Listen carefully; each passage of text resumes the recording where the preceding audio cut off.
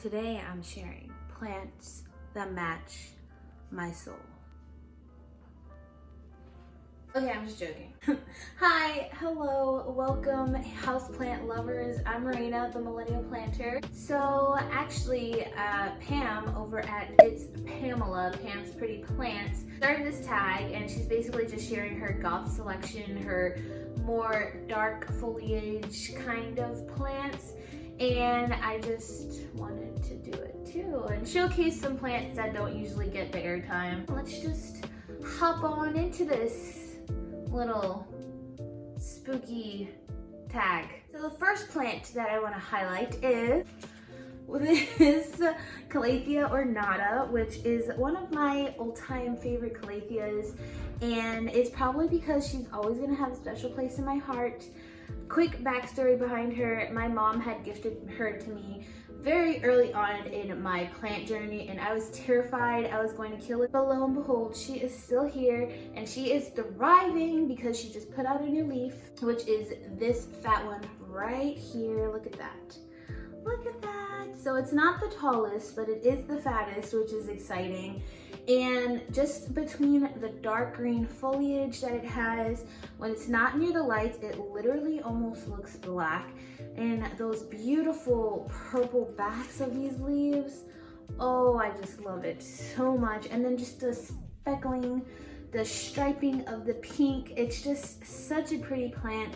And I feel like black and pink just go so well together. And then just add that purple, that deep maroon purple color. Oh, it's to die for.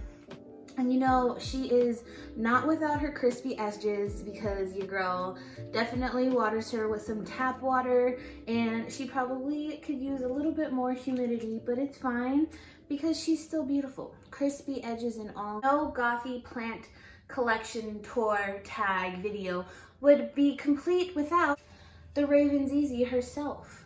I mean, this plant is just, it's incredible. The leaves are literally the darkest form of green I've ever seen, and actually I would consider it black until you look in the sun and you literally see the smallest amounts of like a dark forest green.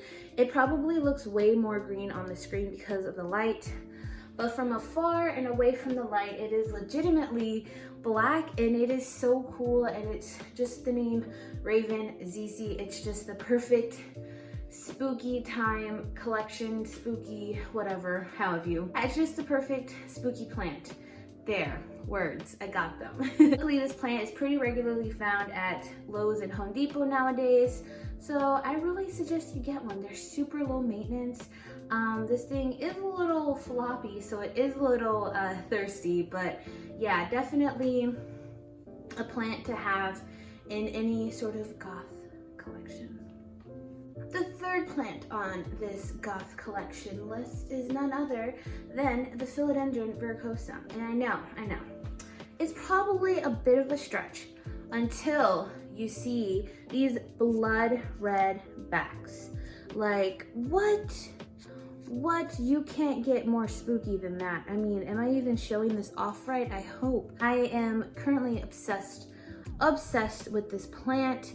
These leaves, this green is just like a dark green. Not as dark as the Raven, obviously, but it's beautiful. It's beautiful. And these blood red backs are just, like I said, you can't get spookier than the Philodendron verrucosa. And look at that, it's not a little leaf, but you know, she's still beautiful. Now we have this Peperomia red emerald and the Begonia black mamba. Just wee little babies. And I just, once again, I feel like the red and this dark maroon color, they just go so well with black. And it's just a perfect spooky plant collection. You know. I know I'm not making much sense, but just look at these. Look, this black mamba I have fallen in love with, mainly because it is the first Rex, the first rhizomaceous begonia I've been able to keep alive, and she is thriving, and Can you not? Her leaves are legitimately black. There's no false black / green here. These are literally black, and she has red undersides and she has fuzziness. She just has it all. And I cannot wait to have a big full pot of these one day in the future. And this peperomia red emerald just adds to the spookiness. Okay, we're just gonna rename this to my spooky collection, you know? So not necessarily everything here is black, but you know. So there is the little baby peperomia red emerald. There's a lot of fun varieties of peperomias out there, and probably a color for everyone out there. Next on this list is another low light loving plant, and that is this black moon Sansevieria, which is really a Dracaena, but we're just gonna call it a snake plant.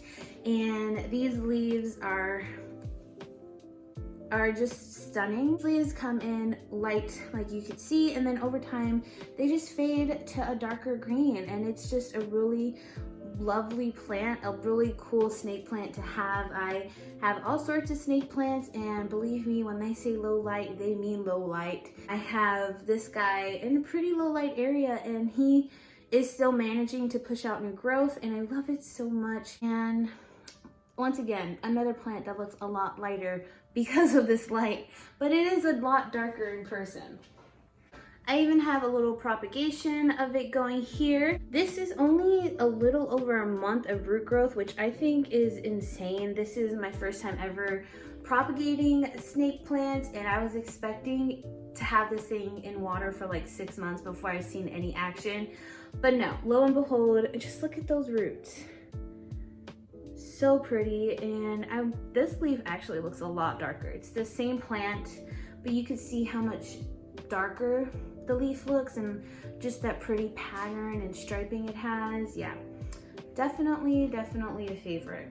Next on this list is another begonia, because I feel like black begonias are just such a classic, and begonias actually in general are kind of spooky because they're just kind of finicky and kind of hard to keep alive, but that's besides the point. We have the Begonia pavonina.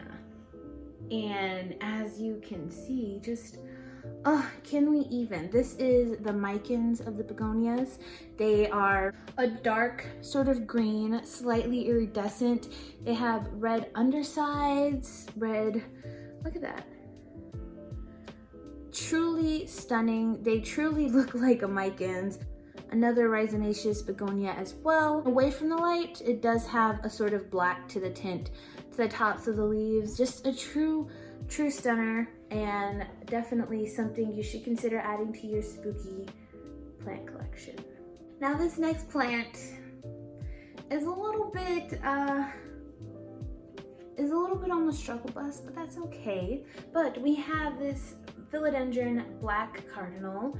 Black cardinal, like black is in its name, goth is a part of its identity. So this plant is very sensitive to underwatering, and I do tend to underwater this plant quite often. After all, it is in terracotta, but it does have some wrinkly leaves there, but it's okay. This plant has a new leaf that comes in slightly orange. It's not a bright orange like the Prince of Orange, but it's a slight orange, and then over time it just fades into this really dark forest green, and it is so pretty, and it has these slightly red stems to them, almost like a Bloody Mary type of stem, just like a dark deep red.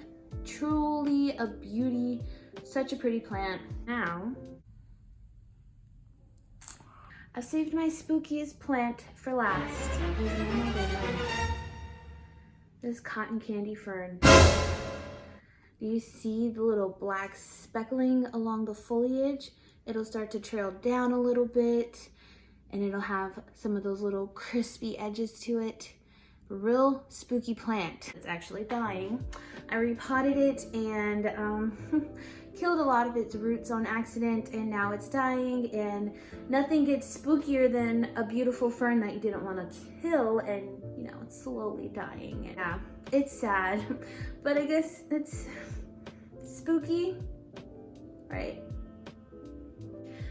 Okay, houseplant lovers, that wraps up this quick little weird video.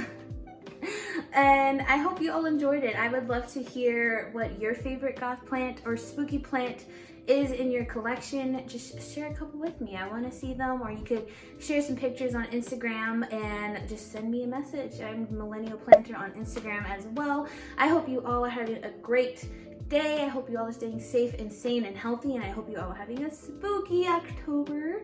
And I will see you all in my next video. Bye.